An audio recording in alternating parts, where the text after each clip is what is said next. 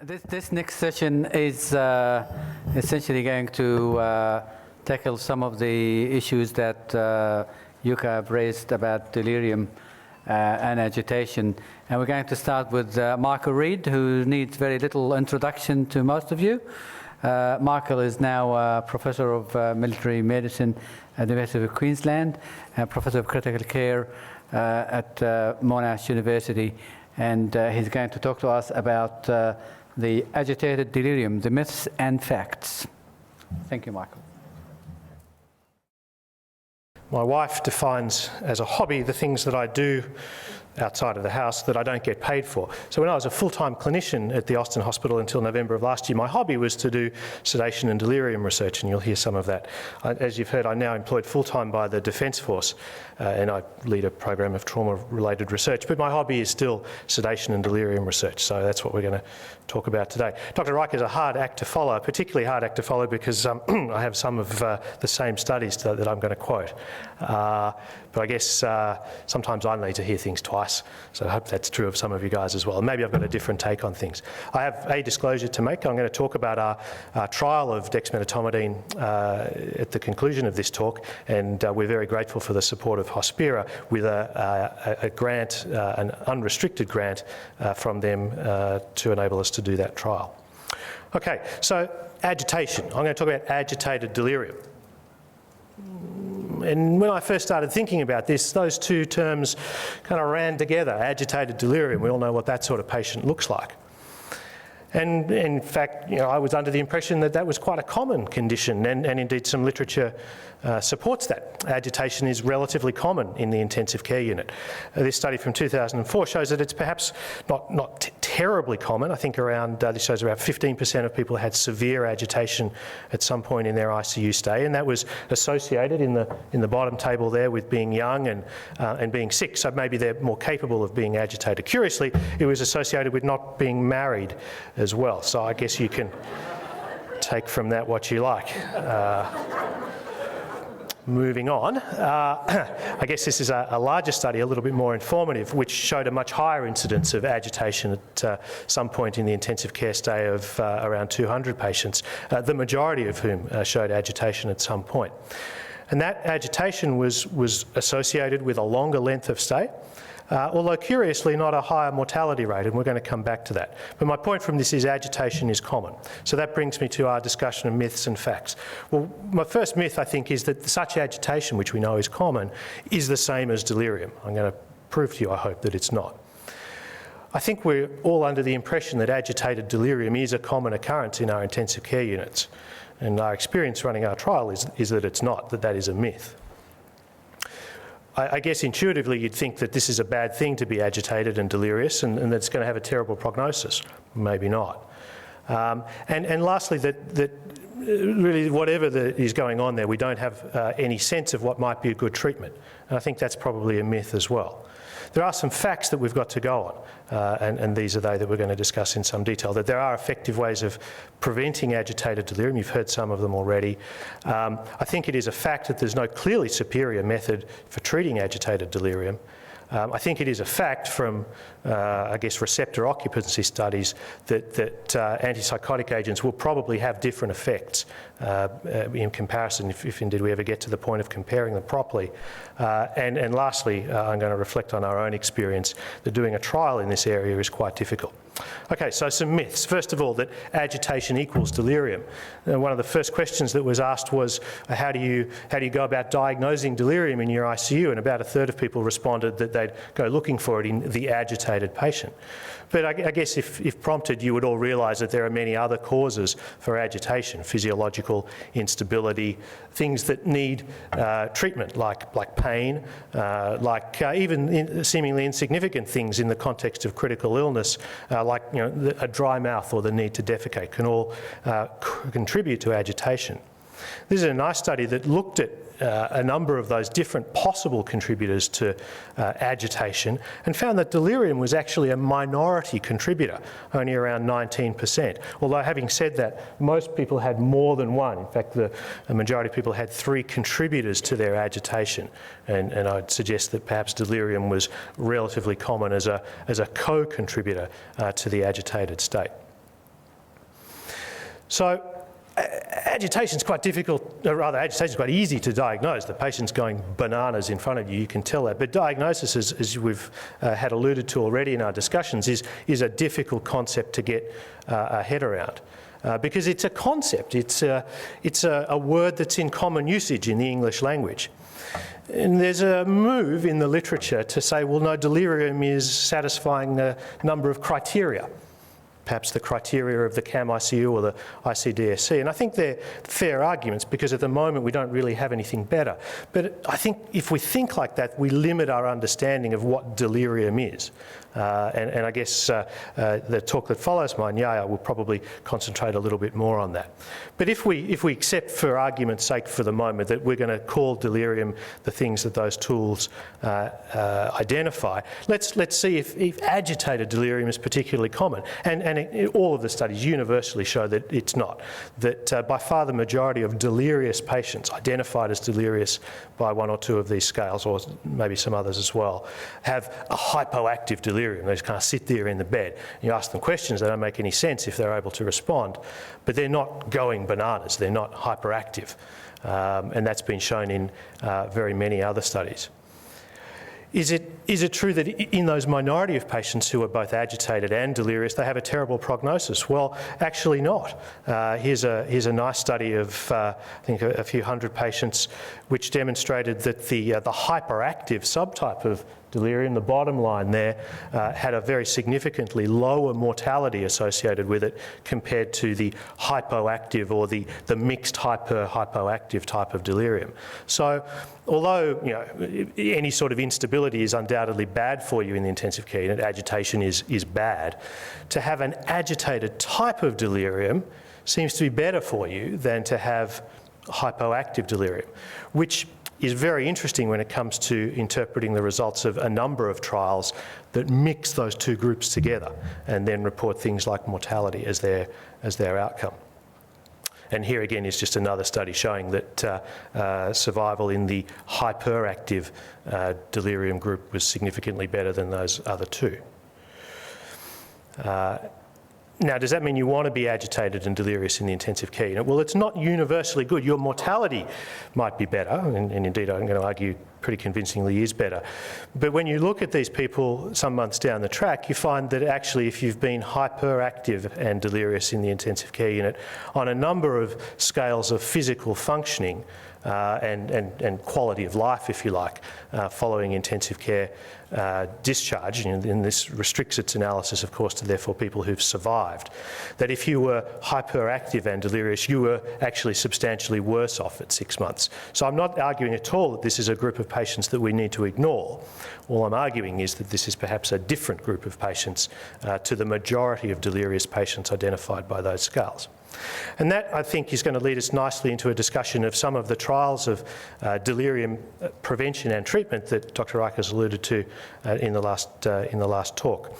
This is a trial that I'm very fond of quoting, and indeed I've written protocols in now 2 intensive care units that advocate the use of quetiapine based on this really very nice trial by Devlin from the United States. And it's a trial that randomised people to quetiapine or placebo, and as you'll see in the next slide, the quetiapine conferred a significant benefit. But the minority, only about a third of these patients at the time of randomisation, had an agitated delirium, had a sedation agitation score of greater than 5. So we're mixing like with not like, all in the same group in this patient cohort. And certainly quetiapine in this pilot study, very small pilot study, seemed to have a beneficial effect. But in whom did it have the beneficial effect? The agitated ones? The non-agitated ones? Both? Who knows? There's a number of other criticisms of that trial which I'm not going to go into.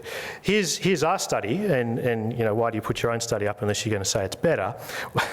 Well, our study, which again has been briefly alluded to, randomised agitated delirious patients to either haloperidol or dexmedetomidine. This was done a long time ago, 2004, 2005, when we thought it might be reasonable to give haloperidol by infusion And I've copped a bit of criticism for that, which I'm happy to take questions of.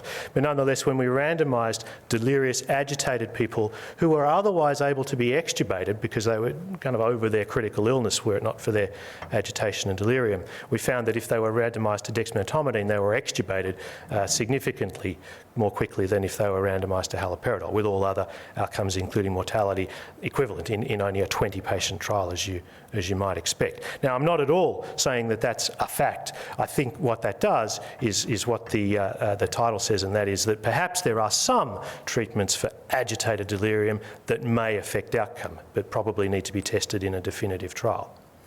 You've seen a lot of these things which I've called facts, and I guess to a degree some of them are open to interpretation and perspective. But I think that there are some examples in the literature where there have been effective techniques described to prevent agitation and delirium in the intensive care unit. A nice trial published in the last few days looking at earplugs and the reduction in sleep disruption, also improving the incidence of delirium in intensive care patients. The haloperidol trial you've seen there, and I absolutely agree, this was in a largely not critically ill population, albeit an intensive care population, and albeit some showing a significantly beneficial effect. You've seen the Shriker trial, which shows that randomisation to early physical and occupational therapy reduces delirium. I guess that's relatively convincing. And what's more, a multifaceted, holistic, as an anaesthetist I will say, physicianly approach to delirium prevention outside the intensive care unit, also significantly beneficial in reducing the incidence of preventing agitated delirium. Okay, now to get on to some more kind of controversial things, and that is that there is, here's my statement of fact, which I'm going to back up with some evidence, there is no clearly superior method for treating agitated delirium. And there have been a number of practice surveys, including to a degree our own from the SPICE investigators we'll hear about later in the afternoon, that show that really there's a real mishmash of approaches that people have in clinical practice to the treatment of agitated delirium. And I think what that says is that in our clinical practice, in our experience, we've not yet hit upon anything that is clearly superior.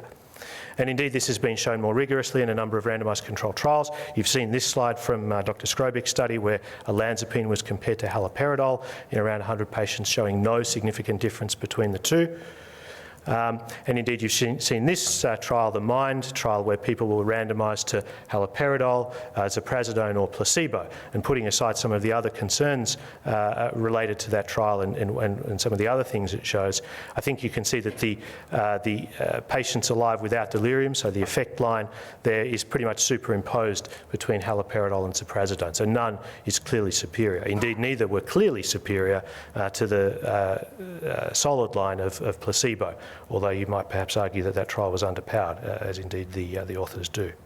So does that mean that it doesn't matter what you give the patients? They're all the same: ziprasidone, risperidone, olanzapine, who knows? Well, I agree with who knows. But I think it's likely that there is going to be a difference between the two. And this is a really nice paper that's kind of forgotten because it talks about receptor occupancy, and it's not a clinical trial, and we're only interested in clinical trials these days. But I think if you look at this and you look at the different receptor occupancy patterns of each of the different typical and atypical antipsychotics, you'll see that you could validly hypothesize that you're going to get different effects with different agents. And I draw your attention to quetiapine. I've said I've written this into a number of protocols. I believe the Devlin study as far as it goes. But you'll see that quetiapine has a profound effect on histamine receptors that really isn't shared by any of the other drugs. It may well have a unique effect. Histamine receptors will, you would expect, cause sedation. And indeed, perhaps what we're causing here is sedation by another mechanism. We're calling it an antipsychotic agent, but really what we're doing is providing sedation by another mechanism and sparing patients the deliriogenic effects of some of our sedatives. Who knows? And I think that that's a good question for a clinical trial, which again brings me to what I'm going to end on, and that is our clinical trial of dexmedetomidine versus placebo for the management of agitated delirium. So this minority of patients who are both delirious by, in our case, the CAM ICU, and agitated. They're climbing out of the bed. but they're largely recovered from their critical illness, and we can only, and rather the only reason that they're not able to be extubated is because of their agitated delirium. I thought that we'd be finished this trial in about a year. I thought that such patients were fairly common. As it happens, no. So here's our recruitment rate, and we're up to 18 patients. So I guess we're going to finish. Perhaps we'll finish in a couple of years' time. To be fair, some of the sites which have very generously come on board have only come on board relatively recently, and I certainly hope that we're going to increase the enrolment rate in this trial. I guess my point is that such patients are relatively uncommon. Even when we go looking for them. And I think that we need to understand that when we interpret those trials that we've alluded to, and which you'll hear about for the rest of the afternoon, I'm sure, that this is the minority of patients, and yet they are perhaps the patients that cause us the greatest angst as intensive care clinicians. They're the ones who we really want to do something about. And my argument is that they are the minority and that they perhaps deserve special attention, as indeed I hope we're giving in our trial, and I hope we're able to give an answer to. And with that, thanks very much.